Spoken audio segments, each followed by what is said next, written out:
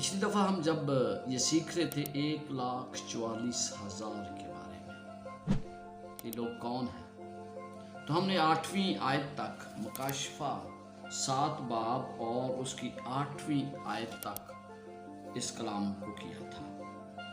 आज हम उससे आगे 9वीं से 17 आयत तक देखेंगे कि ये बहुत बड़ी भीड़ जिसमें हर कौम, कबीला, अहले ज़ुबान के लोग शामिल हैं, ये कौन है।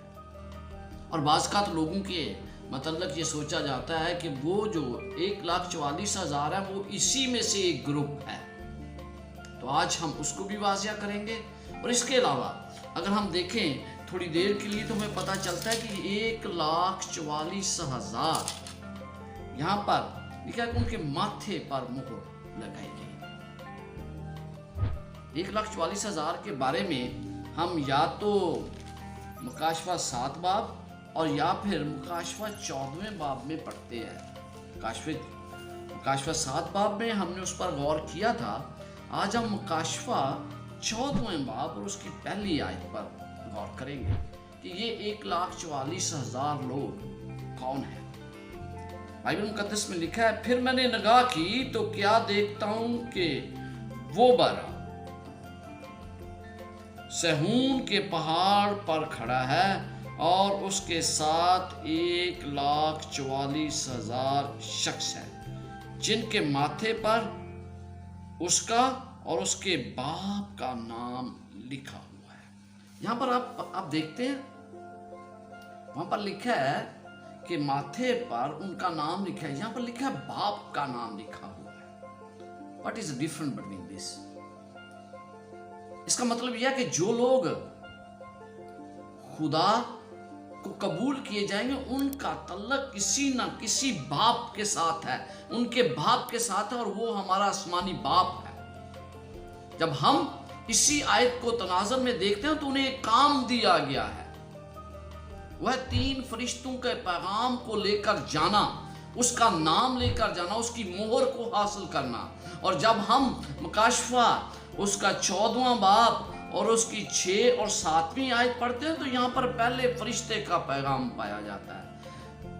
लिखा है, फिर मैंने एक और फरिश्ता को आसमान के बीच में उड़ते हुए देखा, उसके पास जमीन के रहने वालों के हर कौम और कबीला और अहले ज़ुबान और उम्मत के सुनाने के लिए अब्दी खुशखबरी थी।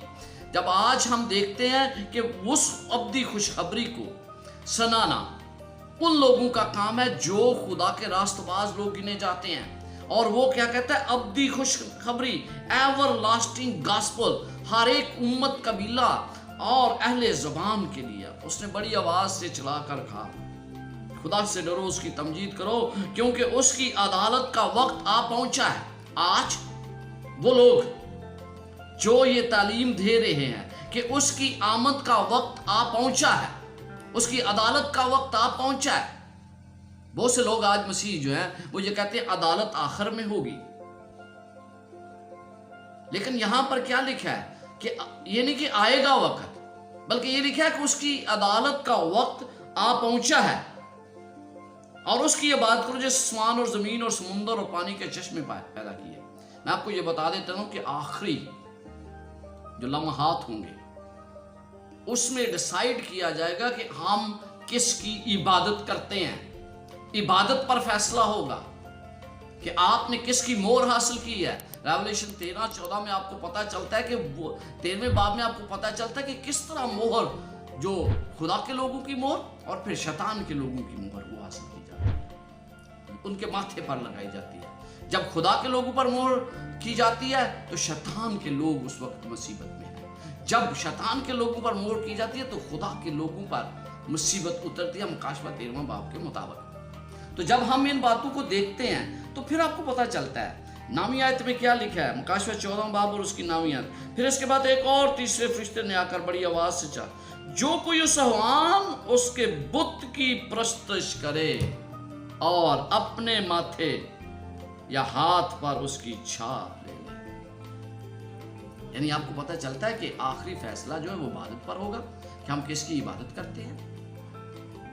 आखिर में मुझे किसकी इबादत करनी है, किसकी मोहर मैं हासिल करता हूं।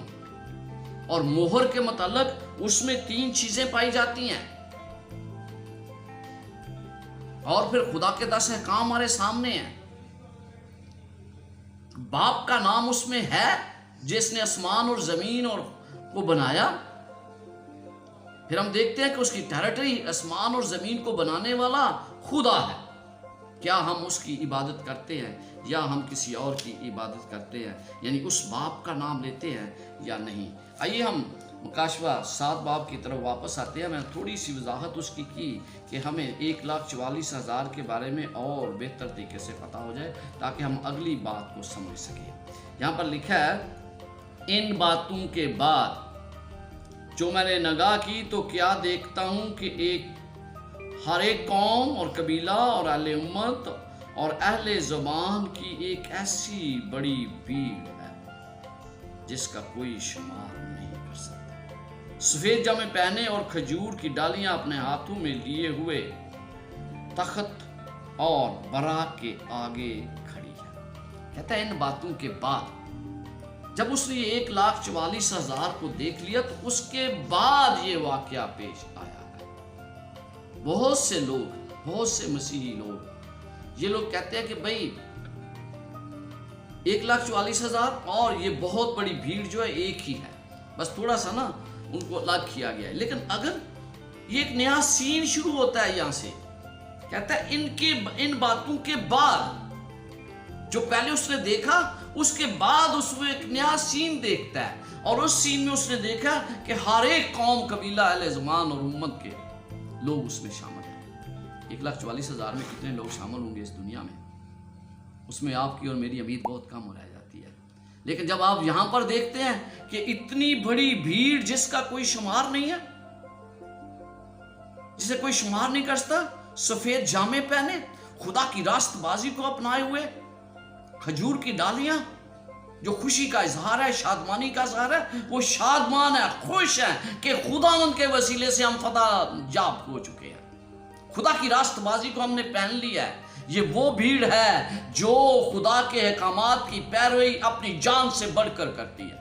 یہ وہ بھیڑ ہے جو غلط تعلیمات کی طرف متوجہ نہیں ہوئی۔ یہ وہ بھیڑ ہے جس نے خدا کے لیے ہر قربانی دینے کا فیصلہ کیا ہے۔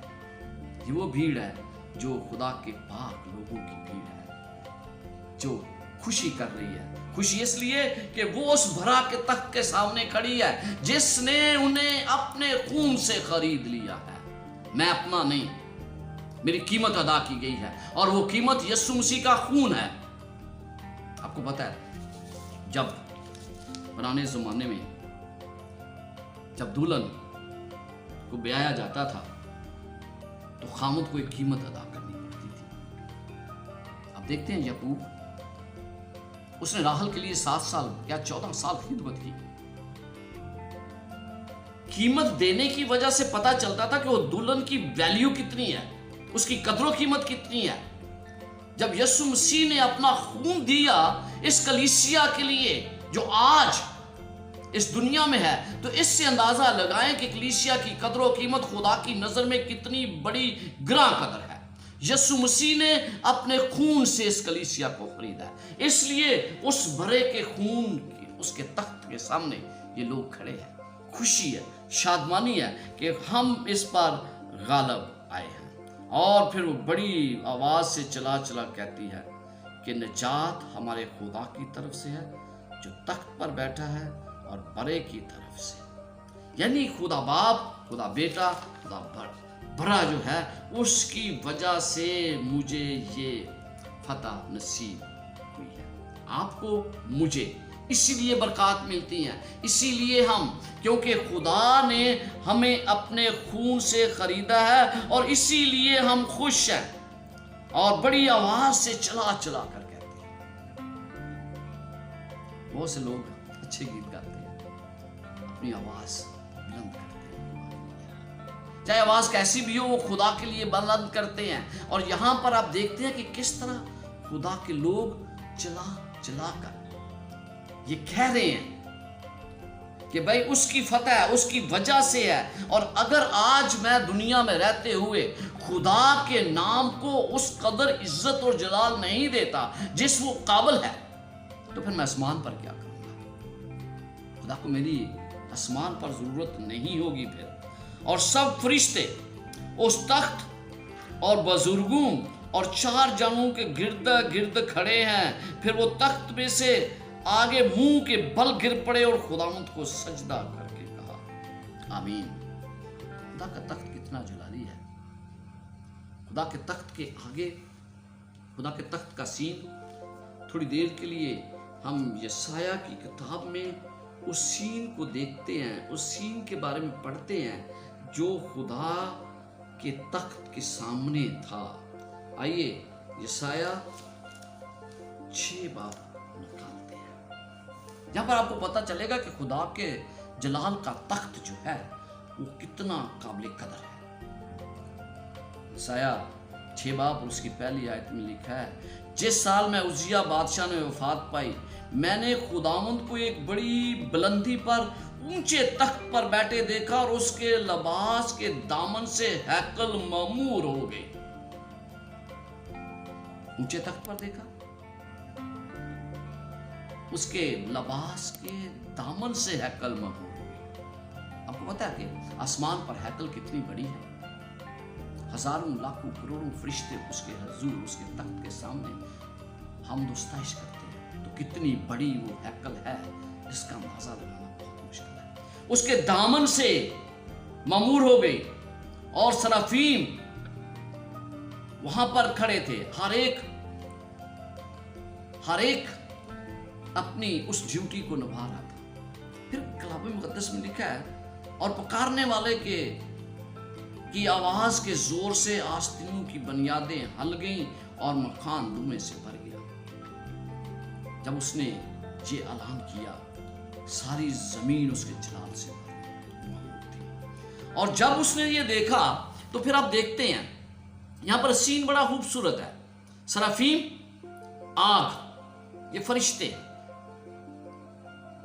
अब जब यशाया नबी को यह कहा गया और उसने खुदा के तख्त को देखा तो उसने कहा, हो मैं तो इस काबिल नहीं कि खुदा का काम कर सकूं,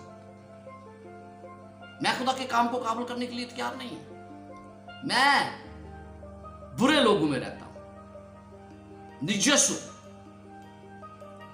तो मैं किस तरह खुदा का काम कर सकता हूं? तो उस वक्त सराफीम में से एक ने, बाइबल मुकद्दस में लिखा है कि उस मज़बा पर से कोला उठाया।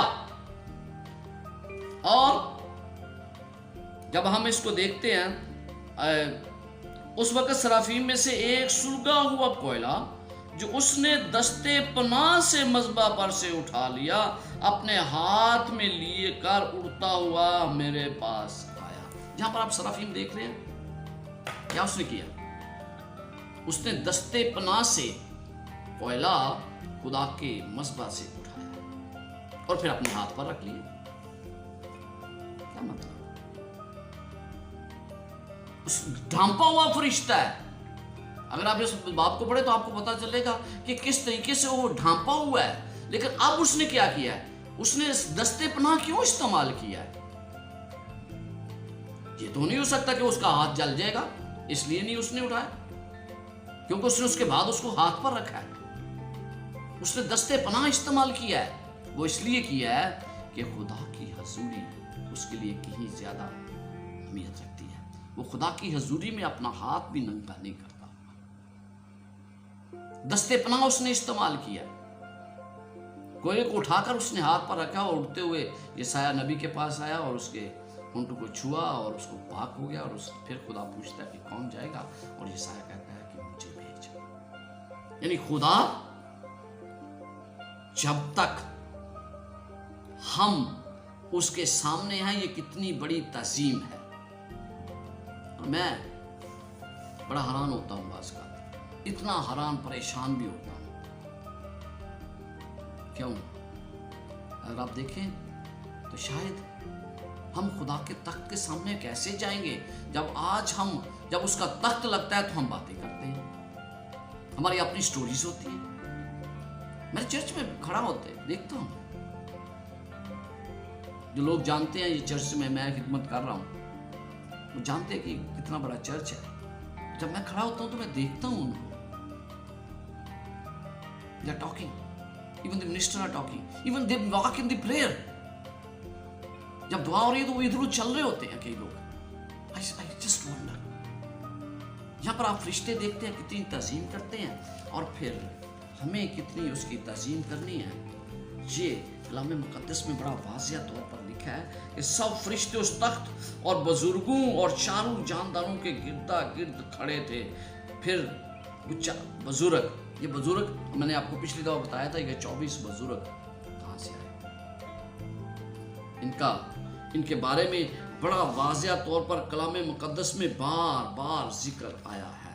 फिर वो कहता है कि ये उसके आगे गिरे, उसे सजदा किया, और फिर सजदा करने के बाद हम देखते हैं फिर वो तख्त के आगे मुंह के बल गिर पड़े और खुदा को सजदा किया और कहा आमीन, हम्दो तबजीद और हिकमत और शुक्र और इज्जत और कुदरत और ताकत अब्दुल-अबाद हमारे खुदा की हो।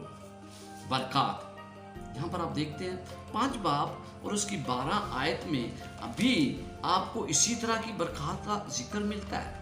लिखा है ज़बा की और भरा वही कुदरत और दौलत और हिकमत और ताकत और इज्जत और तमजीद और हम्द के लायक है। यानी आपको पता लगता है यहाँ पर 7 किस्म की बरकत बताई गई है। 7 बरकत, आसमानी बरकत, 7 का अदद मुकम्मल। और यहाँ पर जो बरकत हैं दैट मीन कि खुदा अपने लोगों को मुकम्मल तौर पर बरकत देकर ये कामलियत की बरकत है और कामल कर देता है। जब वो बरकत हासिल करते हैं जो खुदा उन्हें देना चाहता है तो खुदा उन्हें मुकम्मल और कामल बना देता है। ये बरकत उन लोगों की, इसीलिए वो ये तमाम लोग कहते हैं कि उसकी तमजीद हो। खुदा ही रास्तबाज है, खुदा ही हिकमत देने वाला है, खुदा ही अक्ल देने वाला है और खुदा ही को सजदा किया जाता है। आज हमने शायद मुख्तलिफ खुदा बना रखे हैं, लेकिन खुदा हमारा जो है वो सिर्फ और सिर्फ आसमानी बाप है। खुदा हमारा एक ही खुदा है जिसकी हम आज इबादत करते हैं, जो सब चीज़ों पर हावी है, जो सब चीज़ों से आला है, जो सब चीज़ों का खुदा है। खुदा ही रास्तबाज हिकमत रखने वाला है और वो उन्हें सजदा करते हैं। फिर हम देखते हैं जब मैं ये 13वीं आयत देखता हूँ तो मुझे और भी ज़्यादा खुशी होती है। और बुजुर्गों में से एक ने मुझसे कहा ये सफ़ेद जामे पहने हुए कौन है और कहाँ से आए? जब हम इसको पढ़ रहे हैं तो हमारा भी यही सवाल है। यूना भी यही उस वक्त सवाल सोच रहा था कि ये कहां से आ गए। उस बुजुर्ग ने मुझसे कहा कि ये कहां से आए। उसने वही सवाल उससे कर दिया। मैंने उससे कहा ऐ मेरे खुदावंद तू ही जानता है, कोई और नहीं जानता। तो जब हमें जो चीज, एक बात याद रखें, जो चीज मुझे बाइबल ने वाज़िया कर दी है उसकी मुझे तशरीह करने की जरूरत हरगिज नहीं है। और यहां पर उसने ये बुजुर्गों का भेद वाज़िया कर दिया कि ये कहां से आए हैं, ये कौन लोग हैं, और फिर ये 1,44,000 जो तूने पहले देखे ये कहां से आए। शायद उसके ज़हन में ये भी बात है। तो आइए हम 4 बाब और उसकी 4 आयत देखते हैं। इसी मुकाशफा 4 बाब और उसकी 4 आयत में यहाँ पर बाइबल मुकद्दस में लिखा है और उसके गिर्द 24 तख्त थे और उन तख्तों पर 24 बुजुर्ग सफेद पोशाक पहने हुए बैठे थे और उनके सरों पर सोने के ताज थे। ये खुदावंद के तख्त के सामने बैठे थे 24 बुजुर्ग, और ये वही उन्हीं का जिक्र है। ये कौन आए हैं, कहां से आए हैं? जी मैंने आपको जब 24 बुजुर्गों के बारे में बताया था तो मैंने बड़ी डिटेल से बता दिया था कि ये 24 बुजुर्ग कहाँ से आए हैं और ये लोग किस लिए हैं। और फिर हम इसी 4 बाब की नामी आयत में पढ़ते हैं। ये सवाल आज हमारा भी है और उस वक्त उनका भी था, और आज अगर इसका जवाब हमें चाहिए तो उन्हें भी चाहिए, तो इसलिए हम नामी आयत पढ़ते हैं।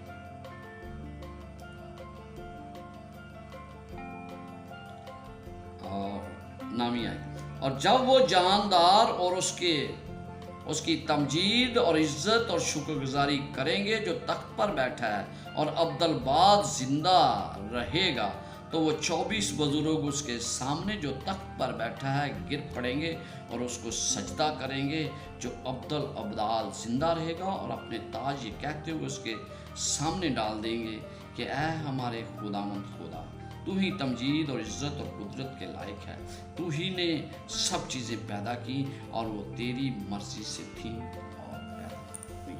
ہم یہاں پر دیکھتے ہیں کہ وہ ایک نیا گیت بھی کرتے ہیں، ایک نیا گیت، جب تک کوئی حقیقت واضح نہ ہو ہم اس وقت تک خدا کی حقیقت کو نہیں سمجھ سکتے۔ ہمارے لیے ہر ایک بات کو واضح طور پر سمجھنا ضروری ہے۔ اگر ہم ان باتوں کو سمجھ جائیں تو پھر ہمیں پتہ چلتا ہے کہ یہ لوگ جو شروع سے خدا کے ساتھ تھے، جنہیں خدا نے اپنے پہلے پھلوں کے طور پر اٹھا لیا اس زمین سے، جب تک یہ واضح طور پر، کیونکہ بہت سی باتیں ہم بائبل کے اس مکاشفہ کی کتاب میں پڑھتے ہیں جو لوگ مختلف طریقے سے بیان کرتے ہیں، جو لوگ مختلف ذرائع سے بیان کرتے ہیں، جو لوگ مختلف طرح سے بیان کرتے ہیں، اور اس کی وضاحت بالکل مختلف ہوتی ہے۔ جب اس کی وضاحت مختلف ہوتی ہے تو اس کو سمجھنا بھی بہت مشکل ہوتا ہے۔ میں نے بائبل کی کامنٹریز دیکھی ہیں، بہت سے لوگ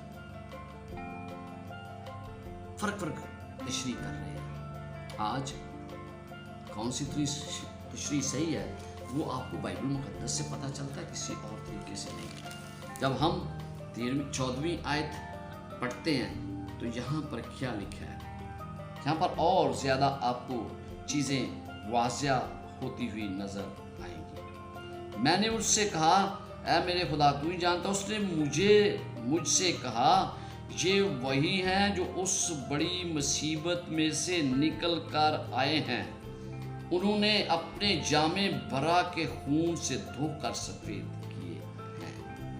14ویں آیت مجھے کیا بات ہے، یہاں پر ایک نیا دیکھیے سین ہے، کیا ہے؟ اس نے کہا یہ وہ ہیں جو مصیبت میں سے نکل کر آئے ہیں۔ بہت سے لوگ آج یہ تعلیم دیتے ہیں کہ یسوع مسیح کے آنے سے پہلے کلیسیا کو خفیہ طور پر اٹھا لیا جائے گا، ریپچر تھیوری۔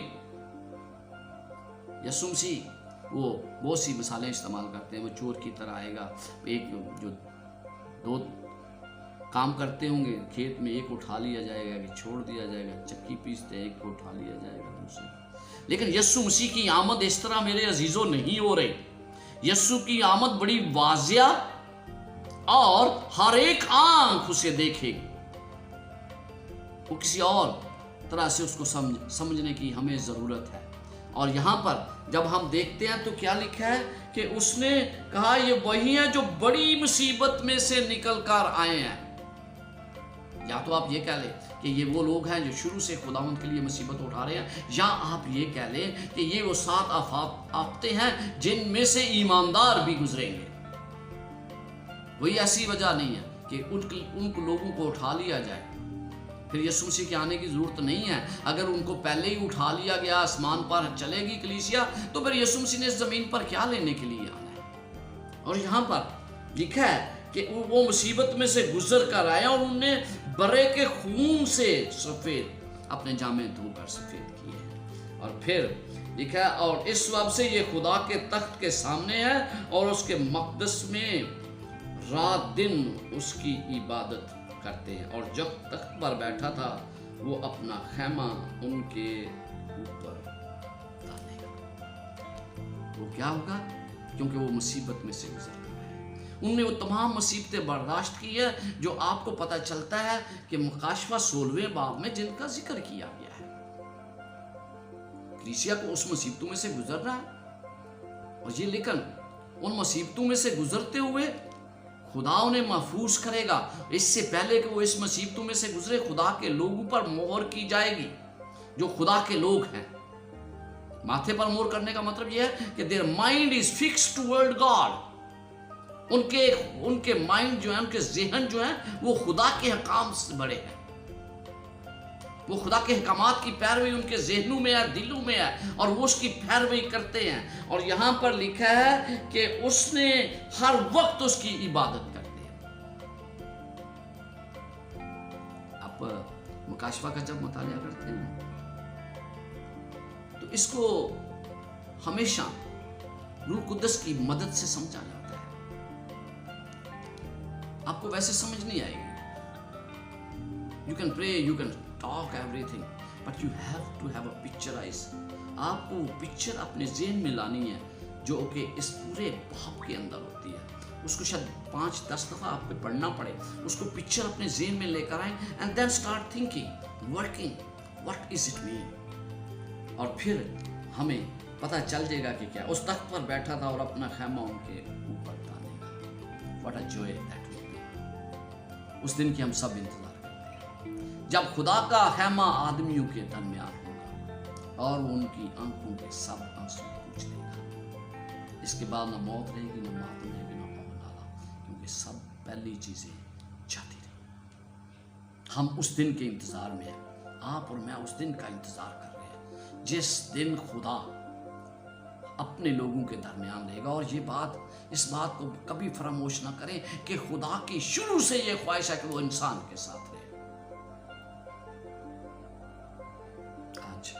جب ہم دیکھتے ہیں کہ خدا کا خیمہ آدمیوں کے درمیان ہے اور اس کے بعد کیا لکھا ہے، اس کے بعد کبھی ان کو بھوک لگے گی نہ پیاس.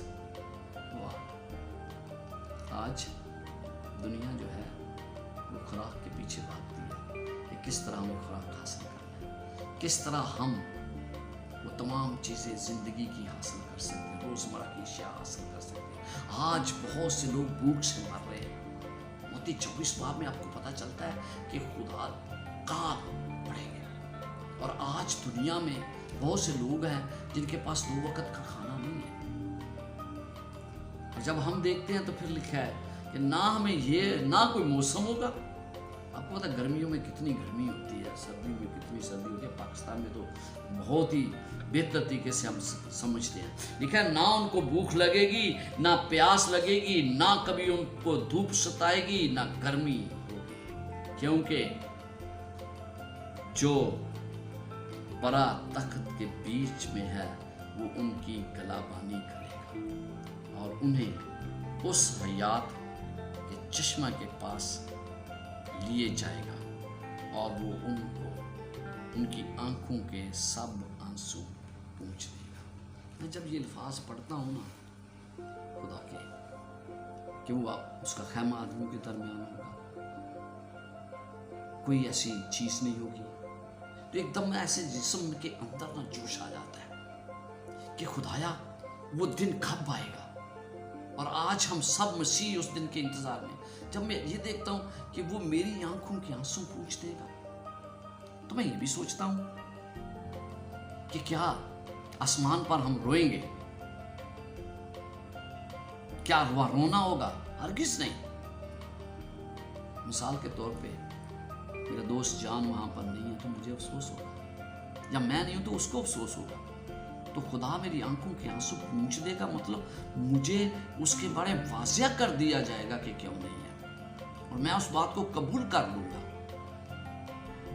تو یہ تو آنسو کون پوچھتا ہے میرے عزیزوں؟ میرے اور آپ کے آنسو آج اس دنیا میں کون پوچھتا ہے؟ جو سب سے ہمارے قریب ہے. اس کا مطلب میرا خدا سب سے زیادہ میرے قریب ہوگا، اور جب وہ میرے قریب ہوگا تو وہ میری آنکھوں کے آنسو پوچھے گا. عزیزوں، ہمیں آج اس دنیا میں اس بات کو دیکھنا ہے کہ ہماری زندگی میں ابدیت کس کو حاصل ہے، ہم کس کی عبادت کرتے ہیں، ہم کس کے پیروکار ہیں. کیا میری زندگی میں خدا سب سے بڑی ابدیت رکھتا ہے، یا کوئی اور چیز جو میری زندگی میں سب سے زیادہ اہم ہے؟ میری زندگی میں سب سے اہم میرے خدا کو ہونا چاہیے، کیونکہ یہ ایماندار وہ مصیبت سے گزر کر خدا کے پاس جاتے ہیں. کاشوا 6 باب میں بھی اس کا بہت زیادہ ذکر ہے. خدا کے لوگوں کو آخر کار یہ فتح نصیب ہونے والی ہے. تھوڑا سا وقت باقی ہے. عزیزوں، میں کئی دفعہ سوچتا ہوں جب فرشتے آج اس دنیا کے حالات کو دیکھتے ہیں تو وہ کہتے ہیں let's put end to this world, اس دنیا کا خاتمہ قریب ہے، اس کو ختم کر دیا جائے۔ لیکن یسوع مسیح کیا کہتے ہیں؟ ایک دن اور، شاید ایک اور روح میری طرف آ جائے۔ خدا آپ کو بلا رہا ہے، خدا آپ کو بلاتا ہے، کہتا ہے آجو میرے پاس آ جاؤ۔ وہ آپ کا اور میرا انتظار کر رہا ہے کہ ہم کس وقت اسے قبول کر کے اس کے گلا میں شامل ہوتے ہیں۔ وہ ہماری گلا بانی بہتر طریقے سے کر سکتا ہے۔ انہیں الفاظ کے ساتھ کہ ہم اس بڑی بھیڑ میں شامل ہوں جو خدا کے سامنے، خدا کے تخت کے سامنے کھڑی ہے۔ خدا آپ کے ساتھ